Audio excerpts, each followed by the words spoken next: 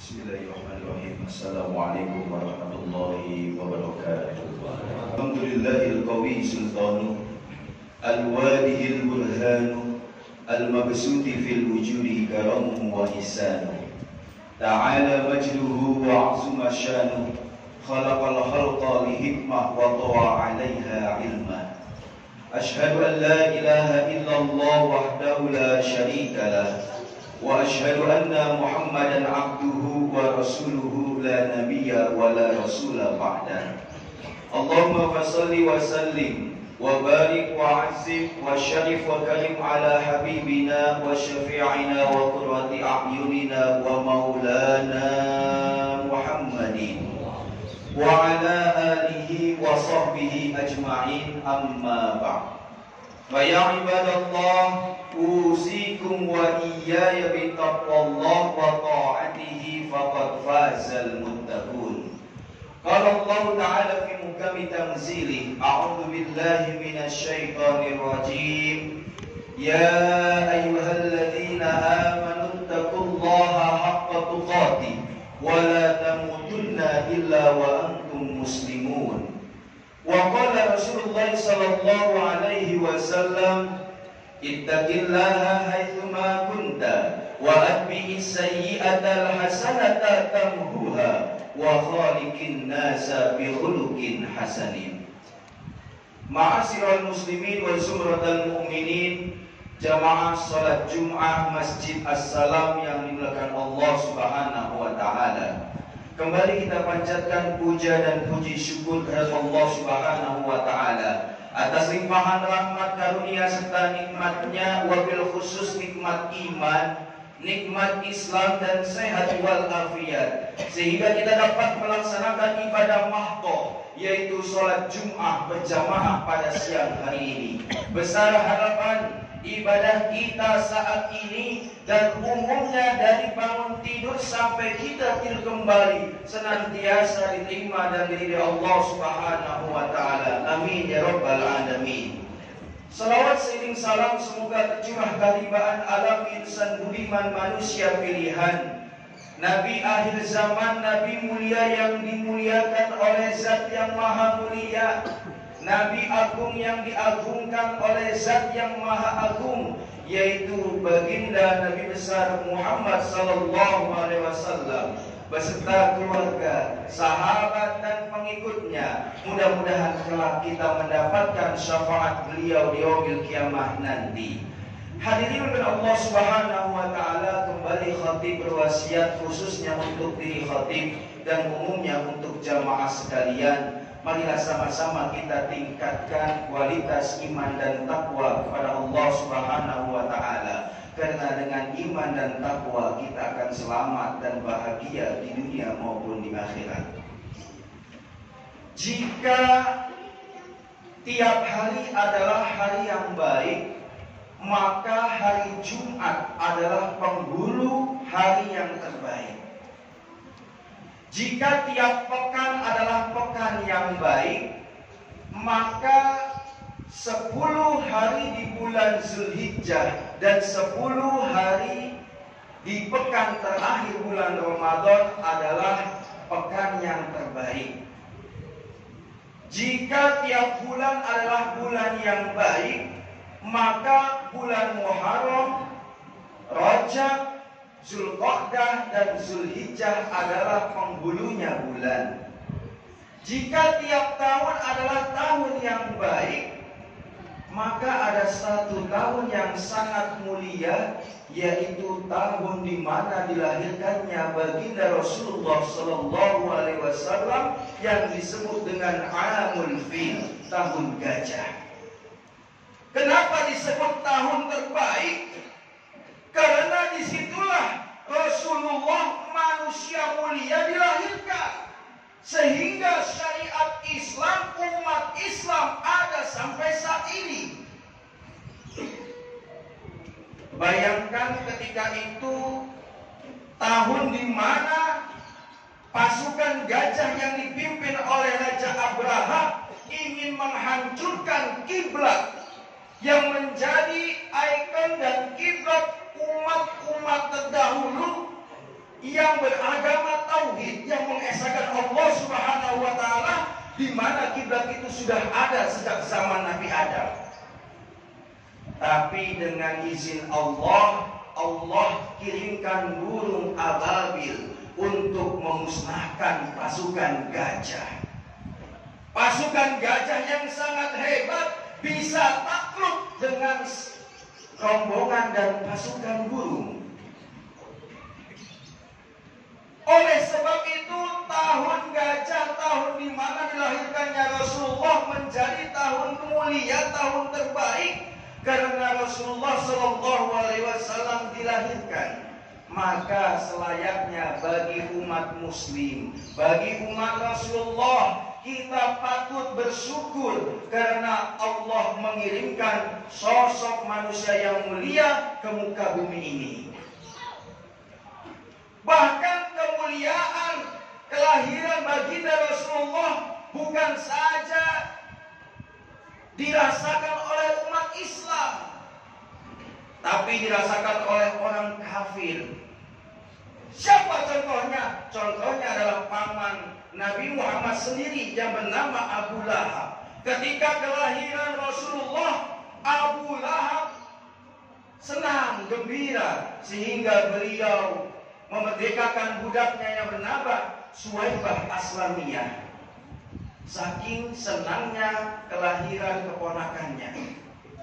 Singkat cerita, atas gembiranya Abu Lahab dengan kelahiran Rasulullah, ketika setahun setelah Abu Lahab wafat, singkat cerita keluarga Abu Lahab dan Abbas bin Abdul Muthalib bermimpi ditemui oleh Abu Lahab, dan Abu Lahab bercerita bahwasanya setiap hari Abu Lahab disiksa, namun ada satu hari di mana siksanya Abu Lahab diringankan, yaitu di hari Senin kelahiran Nabi Muhammad Sallallahu Alaihi Wasallam. Kalau orang kafir saja gembira atas kelahiran Rasulullah, maka bagaimana dengan kita sebagai umatnya? Bahkan Rasulullah pun ketika ditanya, kenapa wahai Rasul kau berpuasa di hari Senin? Jawaban Rasulullah, karena di hari Senin aku dilahirkan. Rasulullah memperingati kelahirannya dengan berpuasa.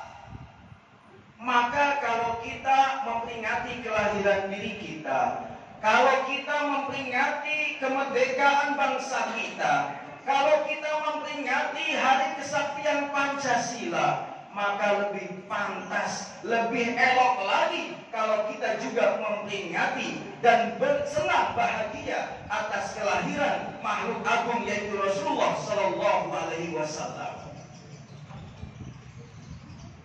Tahun ini 1445 Hijriah adalah ulang tahun Rasulullah yang ke-1498 tahun. Apakah Rasulullah sudah wafat, artinya Rasulullah mati begitu saja? Tidak. Dalam Al-Quran dikatakan, wali saja yang mati jasadnya, tapi tidak mati ruhani dan jiwanya. Fa'innahum la yamutun walakin la tashkurun. Mereka itu para wali, para nabi dan para nabi tidaklah mati, akan tetapi mereka itu manusia tidak dapat merasakannya. Oleh karena itu 1498 tahun, artinya 2 tahun lagi Islam memasuki fase yang kelima. Sejak kelahiran Rasul sampai 1500 tahun, 2 tahun yang akan datang, Islam mengalami 5 fase. Fase yang pertama adalah 300 tahun yang pertama, Islam memasuki masa keemasan. Kenapa? Karena disitulah ada Rasulullah dan para khulafaur rasyidin dan awal-awal dinasti Umayyah. Fase yang kedua, Islam mengalami yang namanya masa peradaban, civilization, di mana agama dan ilmu pengetahuan dan sains bersatu sehingga menghasilkan para ilmuwan yang agamis seperti Ibnu Rushd, Ibnu Sina, Al-Ghazali, Al-Farabi dan yang lainnya. Fase yang ketiga, Islam mengalami kemunduran tepatnya di akhir dinasti Abbasiyah ketika kota Baghdad ditaklukkan. Fase yang keempat, 300 tahun yang keempat adalah Islam bangkit dengan munculnya 3 kerajaan kecil, Mughal, Safawi, dan Ottoman atau Turki Utsmani. Dan 300 terakhir inilah fase yang kelima. Islam, kalau khatib amati, adalah fase di mana Islam mengalami statis. Tidak maju, tidak mundur, tetapi jalan di tempat. Banyak umatnya, banyak pemeluknya, tapi tidak ada persatuan. Contoh saja bangsa Palestina yang saat ini dizolimi oleh bangsa Israel. Sebagaimana firman Allah, "Walan tarda ankal yahud walan nasara hatta tattabi'a millatahum." Sampai kapanpun Yahudi dan Nasrani tidak akan ridho kepada umat Islam sampai umat Islam mengikuti milah ataupun ajaran mereka. Mereka cemen kalau duel dengan umat Islam kalah, tapi mereka berperang dengan kita dengan akal muslihatnya. Setidaknya mereka menjajah kita dengan 5F: food, fashion, fun, film. Mereka menjajah kita dengan makanan. Kita lebih suka KFC, McD daripada tempe. Fashion, kita lebih suka berpakaian yang terbuka daripada pakaian yang menutup aurat. Itulah kelemahan kita. Kenapa Yahudi semena-mena sampai saat ini? Di zaman Rasul pun Yahudi sudah semena-mena, tapi Rasul pun memiliki akal yang sangat cerdik dan cerdas. Rasul mengadakan perjanjian Hudaibiyah, perjanjian perdamaian, tapi akhirnya Yahudi pun juga mengkhianatinya. Saya yakin negara-negara saat ini sudah mengadakan diplomasi, tapi lagi-lagi Zionis Israel mengingkarinya. Lantas apakah cukup dengan doa? Ternyata tidak. Rasul diperangi oleh Yahudi, tapi Rasul pun juga berbuat baik kepada Yahudi. Inilah yang akan menjadi penutup khutbah pada saat ini. Ketika itu Rasul setiap pekan datang ke pasar dan menemui seorang Yahudi yang buta. Dan ini riwayat ketika itu setelah Rasul meninggal, Abu Bakar sebagai mertuanya bertanya kepada anaknya Aisyah, yaitu istri Rasulullah SAW, "Wahai Aisyah anakku, dari berbagai tahun aku bermuamalah, bergaul dengan Rasulullah, adakah satu amalan yang aku belum melaksanakannya sebagaimana yang Rasulullah lakukan?" Aisyah pun mengatakan, "Ada satu wahai ayahku. Kalau sholat, Rasul sholat, engkau ikut sholat. Kalau Rasul tahajud, engkau ikut tahajud. Ada satu amalan yang engkau belum melakukannya. Apa itu?" Rasul setiap pekan datang ke pasar di Madinah dan mendapati seorang Yahudi buta. Kemudian Rasulullah menyuapinya setiap saat dengan dikunyah terlebih dahulu sehingga makanan tersebut menjadi lembut. Singkat cerita, Abu Bakar pun mendatangi pasar yang dimaksud. Ketika hendak menyuapi Yahudi buta tersebut, langsung ditolak oleh Yahudi tersebut. "Siapa engkau gerangan? Engkau sangat kasar. Tidak seperti orang yang setiap pekan menyuapiku. Ia menyuapiku dengan lembut, mengunyahnya, karena gigiku tidak ada." Singkat cerita, Abu Bakar pun mengatakan, "Hei Yahudi, ketahuilah, orang yang selama ini berbuat baik kepadamu adalah orang yang setiap hari kau caci maki. Siapa itu?" Beliau adalah Rasulullah SAW. Sontak Yahudi pun tersebut langsung mengikrarkan syahadat di hadapan Abu Bakar dan akhirnya memeluk Islam. Artinya memberikan hidayah kepada Yahudi memberikan hidayah kepada siapapun, harus ada aksi. Bukan hanya saja mendoakan. Seperti sebagaimana yang tadi aksi dilakukan oleh Rasulullah Sallallahu Alaihi Wasallam. Mudah-mudahan kita bisa bermuamalah baik dengan kepada sesama, baik orang yang beragama Islam ataupun tidak beragama Islam, dan kita juga tidak lupa untuk mendoakan saudara muslim kita yang ada di Palestina, sebagaimana Palestina diselamatkan nantinya insya Allah dengan sebagaimana Allah mengirimkan burung ababil. Mungkin Allah juga akan mengirimkan kepada pejuang-pejuang Palestina dengan mengirimkan manusia-manusia terbang dengan kipas ataupun alat teknologi yang lainnya. Wallahu a'lam bis-shawab. Barakallahu lakum fil Qur'anil 'azim wa nafa'ani wa iyyakum bima fihi minal ayati wa dzikril hakim. Aqulu qawli hadza li wa lakum wa li sa'iril muslimina wal muslimat wal mu'minina wal mu'minat fastaghfiru innahu huwal ghafurur rahim.